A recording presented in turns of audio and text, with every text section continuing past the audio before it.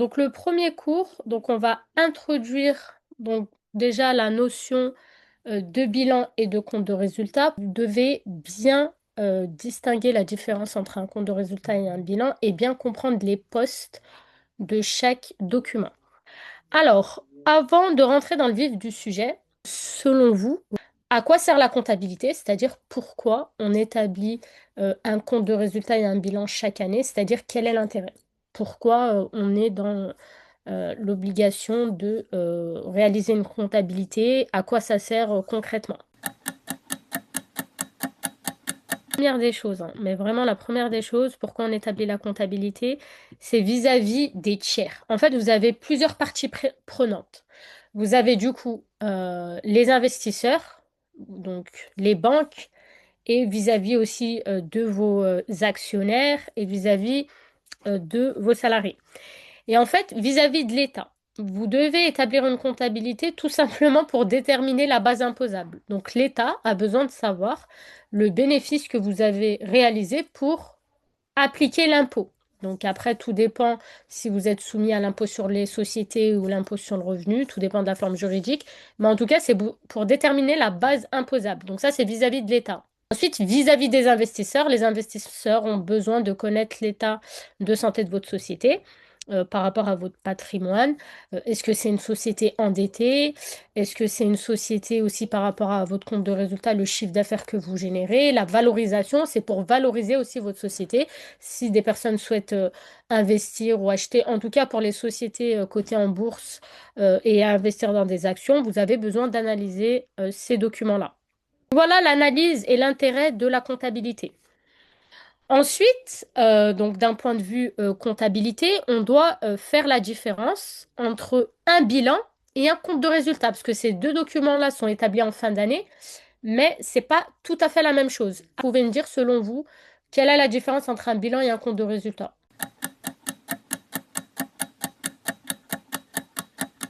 Le bilan, en fait, ça reflète le patrimoine d'une entreprise à la clôture de l'exercice. Donc, quand on dit patrimoine, c'est quoi concrètement? C'est tout ce que vous détenez à votre actif et toutes les ressources au niveau du passif. Voilà. Donc, le patrimoine, c'est composé d'un actif et d'un passif. Très bien. Donc, ça, c'est la notion de patrimoine. Ensuite, vous devez, donc là, je vous affiche hein, la définition, bien évidemment. Donc, ce qu'il faut retenir également par rapport à l'actif et au passif, c'est que l'ADREAL, quand vous allez envoyer votre bilan et votre compte de résultat, donc tout est lié entre les administrations, bien évidemment, ils vont vérifier si vos capitaux propres respectent toujours la capacité financière. En fait, ils vont vérifier si chaque année cette capacité est bien remplie à travers votre bilan. Donc, si c'est le cas, tant mieux. Si c'est pas le cas, ils vont vous envoyer un courrier pour vous demander de régulariser vos capitaux propres dans un délai. À défaut, vos licences seront suspendues. Donc, c'est aussi un élément important pour l'Adréal. Par rapport à la structure du bilan, donc vous avez un actif et un passif. Concrètement, c'est quoi le passif? Le passif, c'est toutes vos sources de financement qui vont vous permettre de financer votre actif. Donc, par rapport aux éléments qu'on a mentionnés, donc on avait dit que le passif, c'était toutes vos ressources de financement. Donc, ça va être vos capitaux propres. Donc, par exemple, le capital social, le capital de départ, vos réserves, votre bénéfice. Et ensuite, vous avez la partie passif circulant, ça va être vos dettes. Donc, toutes vos dettes, par exemple, les dettes que vous avez contractées vis-à-vis des banques, tout ça, toutes les dettes, ça fait partie des sources de financement. Ensuite, l'actif, du coup, ça va être tout ce que vous possédez. Donc, vous avez deux catégories d'actifs. L'actif immobilisé, donc c'est la partie haute du bilan, donc c'est tout ce qui est long terme. Et vous avez l'actif circulant, c'est tout ce qui est court terme. Mobilisation incorporelle, c'est tout ce que vous possédez sur le long terme, mais que vous ne pouvez pas toucher. Donc, par exemple, si vous avez une marque, un brevet, tous ces éléments-là, c'est des actifs incorporels. Les actifs, du coup, corporels, c'est tout ce qui est physique, comme par exemple votre matériel, vos véhicules, euh, tout ce qui est outillage, tout ça, c'est corporel. Et ensuite, la dernière catégorie, c'est financière. Donc, financière, c'est quand vous détenez, par exemple, des participations dans d'autres sociétés ou autres. Donc, ce qu'il faut savoir d'un point de vue comptabilité, vous devez respecter quatre conditions pour pouvoir qualifier un bien d'immobilisation. Donc, la première condition, c'est par rapport à la durée. Donc, c'est votre bien doit être utilisé pour une période au moins d'un an. Donc, si c'est une période inférieure à 12 mois, on considère que du coup, c'est pas une immobilisation. Deuxième condition, la valeur de l'immobilisation doit être supérieure à 500 euros hors taxe. D'accord? En dessous de 500 euros hors taxe, on considère que c'est une charge. Ensuite, troisième condition, le bien, donc l'immobilisation, doit générer des avantages économiques dans le futur. Donc, je vous donne un exemple. Votre camion, bah, c'est une immobilisation parce qu'il vous permet de générer des avantages dans le sens où, grâce à votre camion, vous allez pouvoir réaliser une prestation de transport et générer du chiffre d'affaires. Et ensuite, vous devez contrôler, c'est-à-dire que l'immobilisation doit être contrôlée par l'entreprise sans forcément être propriétaire. Donc, par exemple, si vous avez un véhicule sous contrat Crédit Bail, bah, vous restez quand même, on va dire, vous contrôlez quand même les flux de cette activité, même si vous n'êtes pas propriétaire en soi du véhicule. Donc, voilà les quatre conditions pour pouvoir qualifier une immobilisation. Et ensuite, donc la deuxième catégorie, c'est l'actif circulant. Donc là, comme je vous ai dit, c'est du court terme. Donc ça peut être vos stocks, vos créances, la trésorerie, donc votre compte bancaire, tout ça, c'est des actifs mais circulants court terme. C'est-à-dire qui varient en fonction tout au long de l'année. Ensuite, la notion de passif. Donc ici, le passif, c'est plutôt, comme je vous avais dit, vos sources de financement, donc les capitaux propres. Les capitaux propres, ça reprend du coup le capital apporté par les associés, les bénéfices cumulés et la partie dette, donc les emprunts bancaires, dettes fournisseurs et ainsi de suite. Donc ça, c'est le passif. Donc c'est pas compliqué, je vous ai donné une petite illustration, mais bien évidemment dans les études de cas, le bilan il sera beaucoup plus complexe. Là, c'est vraiment une version simplifiée pour vous montrer comment se présente un bilan. Donc la première colonne, c'est l'actif, tout ce qu'on possède. Donc première catégorie, actif immobilisé long terme. Deuxième, actif circulant court terme. Donc parmi les éléments immobilisés, on a par exemple un matériel informatique et un véhicule utilitaire.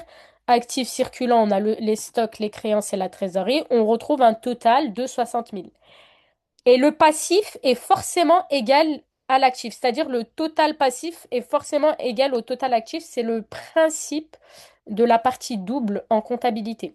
Donc ici, au passif, on a quoi? On a les capitaux propres, donc capital social, les réserves et le résultat de l'exercice, c'est le bénéfice. Et les dettes, donc emprunt bancaire et dettes fournisseurs. Est-ce que vous comprenez déjà la structure d'un bilan? Donc le passif, ça va être toutes vos sources de financement et l'actif, du coup, tous les biens que vous avez financés grâce à votre passif. Donc maintenant, on va passer à la notion de compte de résultat. Si le compte de résultat, c'est un document comptable qui présente la performance et l'objectif est de déterminer si l'entreprise a généré un bénéfice ou une perte. Ce qu'il faut retenir pour le compte de résultat, vous avez trois catégories de résultats. Donc, vous avez soit la partie exploitation, financière et exceptionnelle. Donc, je vais vous montrer comment ça va se présenter là. La partie exploitation, ça va être toutes vos charges ou tous vos produits que vous avez générés dans le cadre de votre activité quotidienne. La partie financière, ça va être tous les produits ou les charges que vous avez encaissés ou décaissés dans le cadre d'une activité financière, par exemple les intérêts que vous avez payés à la banque ou les intérêts que vous avez perçus en plaçant du coup votre trésorerie dans les marchés boursiers ou autres. Donc tout ça, c'est l'activité financière. Et ensuite, vous avez les produits et les charges exceptionnelles. Donc par exemple, si vous avez reçu une amende au nom de votre société, à ce moment-là, ça va être une charge exceptionnelle. Si par exemple vous avez cédé votre véhicule, vous avez réalisé une plus-value, donc la plus-value, ça va être un produit exceptionnel. Donc en fait, c'est toutes vos charges ou produits que vous avez générés dans le cadre, en dehors du cadre quotidien de votre activité, c'est exceptionnel. Et ensuite, on a bien évidemment le lien entre le bilan et le compte de résultat, c'est que le bénéfice ou la perte qu'on a réalisée, on va la retrouver ici au niveau du bilan, au niveau des capitaux propres. C'est-à-dire que votre bénéfice ou votre perte s'affiche toujours au niveau du bilan, rubrique capitaux propres. Donc c'est ça le lien entre les deux. Donc pour récapituler vraiment ce qu'il faut retenir, hein, Par rapport à la différence entre un bilan et un compte de résultat, le bilan reflète le patrimoine de l'entreprise à un instant T. Le compte de résultat, il reflète la rentabilité, c'est-à-dire est-ce qu'on a généré une perte ou un bénéfice.